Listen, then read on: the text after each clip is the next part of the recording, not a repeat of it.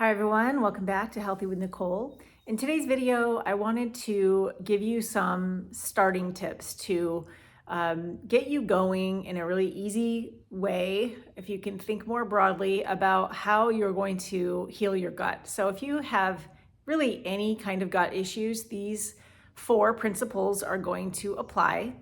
And there's definitely more than these 4 that you can work on, but these are just 4 things that are, I would say, the basis of every program. Every person I work with does these 4 things. And there's more that you can do. But if you do these 4 things, I think it's very possible that you're going to get a huge result and maybe not need to do anything else and just give it time. But remember, your body will heal. Body just is always healing. It's always striving to get back to homeostasis.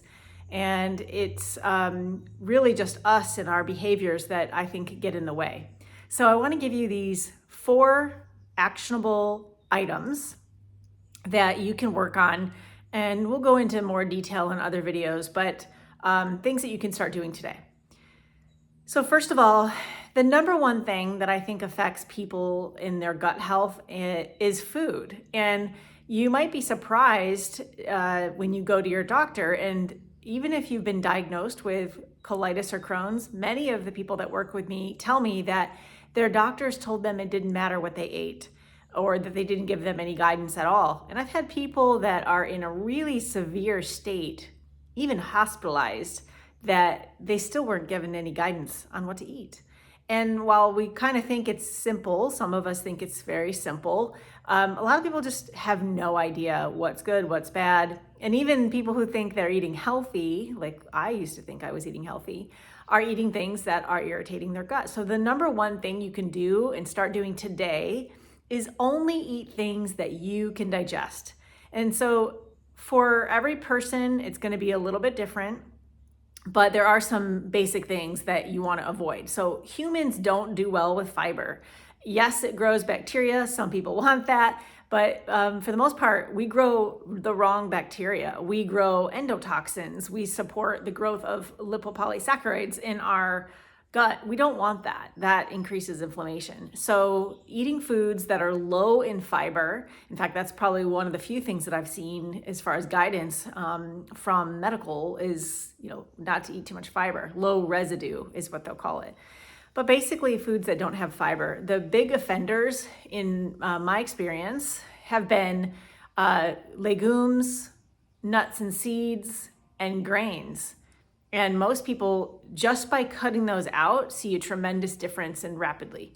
So those are the things that we just don't digest well as humans. And then if you think about our vegetables, which are pushed so hard on everybody, vegetables aren't your biggest source of nutrients. They actually have nutrients that are harder to obtain because of all the fiber. But that fiber is very irritating. So especially if you're in an active situation where you have a flare up, you've got a lot of inflammation, you might have blood, this is not the time to be eating a plant-based diet, okay? You want to give your body things that are easy to digest. And you actually have to have a really good, strong, healthy gut in order to break down a lot of vegetables.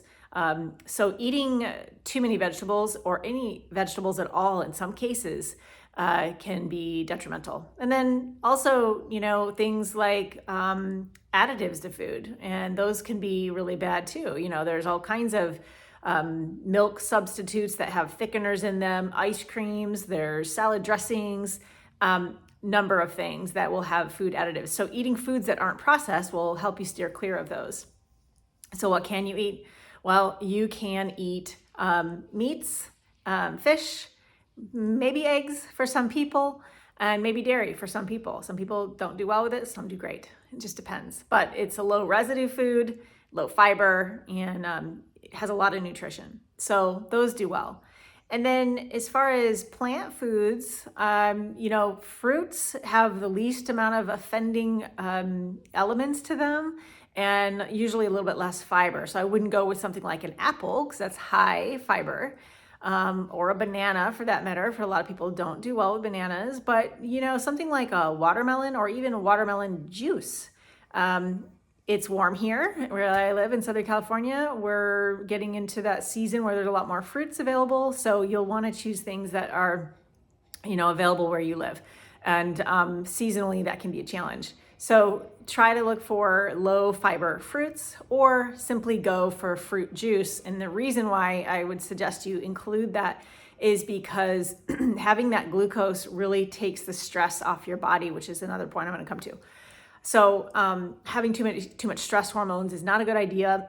Actually increases inflammation, and you won't probably have as much energy. You might not sleep well, and if you're a female, you may have hormone issues too.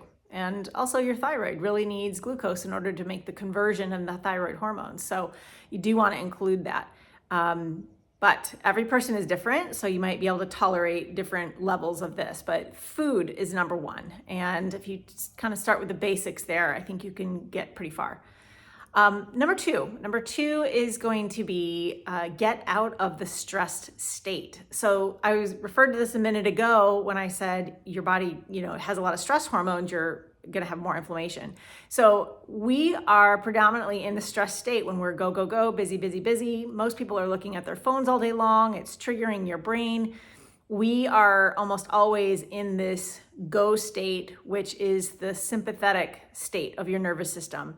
That is the fight or flight state that we refer to. And this is not a place of healing. Your body won't heal if it's always in that state. So if you're someone that's overworking, that you're busy all day long, not taking breaks, we have to make a living, most of us. And so you may need to work, but you might have to adjust your lifestyle. And the best thing about this number two is that you can do things to help yourself get out of the sympathetic state and turn on the parasympathetic state. And so those are things like vagus nerve work. I do a lot of work with the vagus nerve with just breathing exercises and some other things you can do around your body. I'll do another video on that.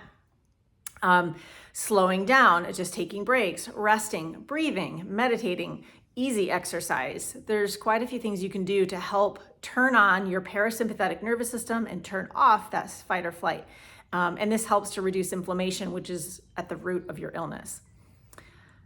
Number three is to detoxify your body. Now, a lot of people think that means, I'm going to go fasting and juice cleanse. Not necessarily. I think those can be helpful for some people, but some people actually don't do very well in fasting. And juices sometimes work, sometimes don't for people. Your body has a built-in system for cleaning itself. And those are your excretory organs. I talk about those in another video. But those are things like your colon, your kidneys, your lungs, your skin that already excrete substances. It's a way that your body cleans itself. But one problem with this is that a lot of what goes through your body and gets cleaned out is actually toxins that are in your lymphatic system, or the lymph, the fluid in your body. And your body will clean that out too if our lymph ducts are open, but for a lot of people they're not. So we have lymph nodes here behind your ears, a lot in your neck, in your clavicle, and then down around your hips. There's more. And these are places that people don't move, especially when you're sedentary. If you're sitting at a desk all day, you're doing a lot of computer work, you're driving a lot, that those areas get congested because they're compressed.